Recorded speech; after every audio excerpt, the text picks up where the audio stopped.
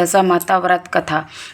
एक राजा था, उसके 2 रानियां थीं। बड़ी रानी के कोई संतान नहीं थी, किंतु छोटी रानी के एक पुत्र था। राजा छोटी रानी और उसके पुत्र को प्यार करते थे।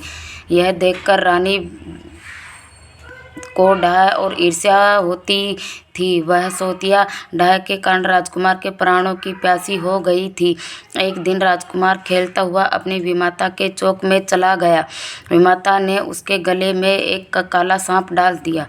राजकुमार की माता दशा रानी का व्रत करती थी। वह लड़का दशा रानी का दिया हुआ ही था।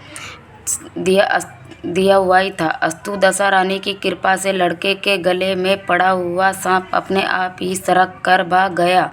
दूसरे दिन राजकुमार की विमाता ने उसे विष के लड्डू खाने को दिए। वह लड्डू लेकर ज्यों ही खाने लगा, त्यों ही दशा रानी ने किसी दासी के वेश में प्रकट होकर लड्डू छीन लिए।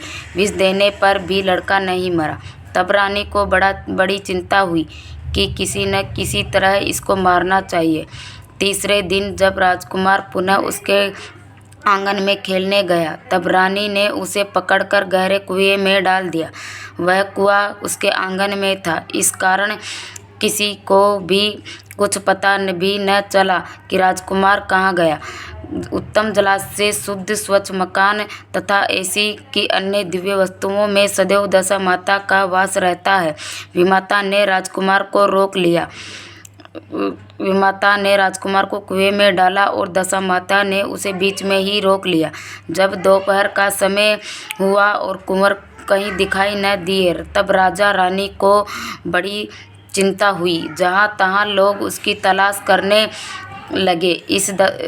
इस दशा रानी को इस बात की चिंता हुई कि राजकुमार के माता पिता उसके लिए व्याकुल हो रहे हैं। उसको उनके पास पहुंचाना चाहिए, परंतु पहुंचावे तो किस प्रकार। राजकुमार को तलाश करने वाले लोग हताश होकर बैठे रहे।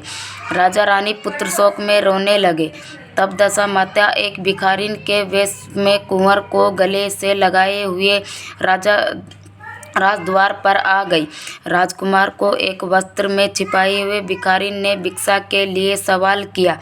तब सिपाहियों ने धुतकार कर कहा कि यहाँ तो राजा का कुंवर खो गया है तथा सभी लोग दुख और चिंता में व्याकुल हो रहे हैं, और ऐसे में तुझे भिक्षा की पड़ी है। चल हट यहाँ से। तब दशा माता बोली, भाइयों,